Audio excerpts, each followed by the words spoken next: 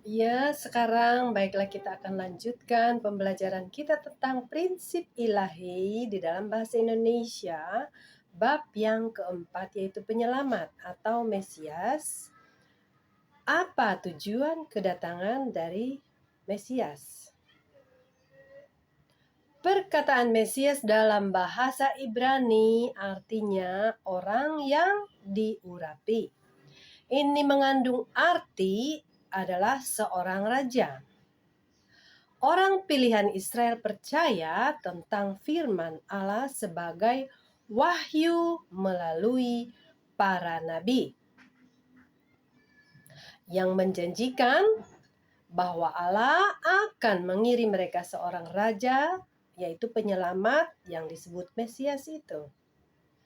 Seperti itulah pengharapan kemesiasan orang Israel. Allah mengirim Mesias tersebut dalam diri Yesus Kristus. Kristus itu adalah bahasa Yunani yang berarti Mesias atau penyelamat.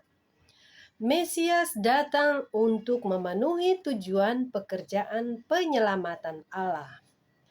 Manusia butuh penyelamat karena manusia telah jatuh ke dalam dosa. Oleh sebab itu, sebelum kami dapat menjelaskan arti dari penyelamatan, pertama kita harus mengerti masalah tentang kejatuhan, yaitu di dalam bab 2. Lagi pula, semenjak kejatuhan menunjukkan kegagalan memenuhi tujuan Allah atas penciptaan, maka sebelum kami menjelaskan arti dari kejatuhan, pertama kita harus mengerti tujuan dari penciptaan. Tujuan Allah atas penciptaan adalah untuk dipenuhi bersamaan waktu dengan mendirikan kerajaan surga di bumi. Namun, oleh karena kejatuhan manusia ke dalam dosa, kita telah membangun neraka di bumi sebagai ganti dari surga. Semenjak kejatuhan manusia ke dalam dosa, Allah telah berulang-ulang kali melakukan providensi atau pekerjaan pemulihannya untuk memulihkan kerajaan surga tersebut. Sementara kita sedang berada dalam sejarah providensi pemulihan ini, tujuan utama sejarah manusia adalah untuk mendirikan kerajaan surga di bumi.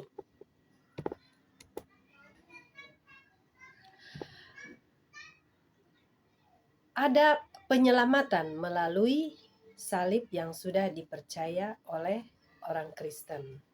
Tujuan kedatangan daripada Yesus sebagai Mesias, hubungannya dengan salib. Yesus datang sebagai Mesias tidak lain adalah untuk menyelesaikan penyelamatan umat manusia, bahwa Dia harus memenuhi tujuan penyelamatan atau tujuan penciptaan atau providensi pemulihan. Yesus seharusnya pertama mendirikan kerajaan surga di bumi. Kita dapat menarik kesimpulan demikian ini dari pengajaran Yesus sendiri kepada murid-muridnya. Karena itu haruslah kamu sempurna seperti Bapamu yang di sorga adalah sempurna. Nanti kita lihat ayatnya.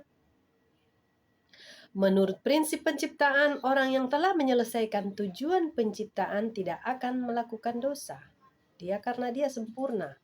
Dia berada di dalam keharmonisan sepenuhnya dengan Allah dan memiliki sifat ilahi.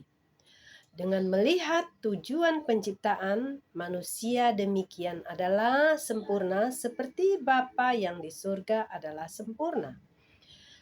Yesus mengajarkan ini kepada murid-muridnya dengan pengharapan bahwa mereka dapat dipulihkan seperti orang-orang yang telah mewujudkan tujuan penciptaan Allah dan menjadi penduduk kerajaan surga. Lagi pula Yesus mengajarkan orang-orang untuk berdoa seperti yang kita sudah tahu doa Bapa kami. Jadilah kehendakmu, jadilah kerajaanmu di bumi seperti di surga. Ya, karena dia itu datang untuk memulihkan manusia berdosa sebagai penduduk kerajaan setan untuk masuk ke dalam kerajaan Allah, menjadi penduduk kerajaan Allah. Dan membangun kerajaan itu di bumi terlebih dahulu, seperti di surga.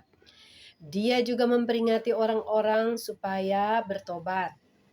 Bertobatlah sebab kerajaan surga sudah dekat.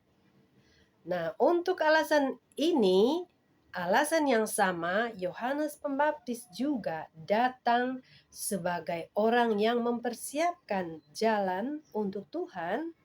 Dia juga mengatakan dengan mendesak bahwa kedatangan kerajaan surga itu sudah dekat. Jadi akan menjadi seperti apakah manusia sekali mereka dipulihkan sebagai orang yang telah mewujudkan tujuan penciptaan, dan apabila mereka sempurna seperti Bapa yang di surga adalah sempurna? Orang seperti itu akan sepenuhnya seirama dengan Allah dan mengalami apa yang Allah rasakan di dalam hatinya. Mereka alami itu di dalam diri mereka sendiri. Mereka memiliki sifat ilahi dan mereka hidup bersama dengan Allah. Dan mereka hidup tidak terpisahkan dari Allah, dari diri Allah sendiri. Tambahan pula, mereka tidak memiliki dosa dan tidak akan memerlukan penebusan. Mereka tidak memiliki dosa asal, tidak memerlukan penyelamat. Mereka tidak perlu tekun untuk berdoa karena mereka sudah sempurna atau sudah satu dengan Tuhan, satu dengan Allah. Dan mereka juga tidak perlu mempraktekkan iman mereka karena dalam tindakan mereka sudah merupakan tindakan dari iman mereka terhadap Allah. Dan mereka hidup bersama Allah. Keduanya diperlukan manusia berdosa sebagaimana mereka mencari Allah. Tidak perlu tekun berdoa, tidak perlu mempraktekkan iman. Nah, itu karena mereka sudah sempurna. Lagi pula, karena mereka tidak memiliki dosa asal, secara alami anak-anak mereka juga akan dilahirkan baik tanpa dosa asal. Juga sama halnya mereka tidak memerlukan seorang penyelamat. Mereka tidak perlu penebus dosa atau Mesias. Jadi kalau kita sempurna di dalam Matius 5 ayat 48, kalau kita menjadi sempurna maka itu semua segala doa, iman, dan penyelamat tidak kita perlukan. Matius 6, kita boleh lihat Matius 4 ayat 17 dan Matius 3 ayat 2. Kita boleh baca dan ini menjadi referensi pada pembelajaran kita pada hari ini tentang Mesias dan tujuan kedatangannya agar kita menjadi sempurna seperti Bapa di surga sempurna. Dan kita juga tidak butuh penyelamat dan tidak punya dosa asal. Kita tidak perlu penebus dosa.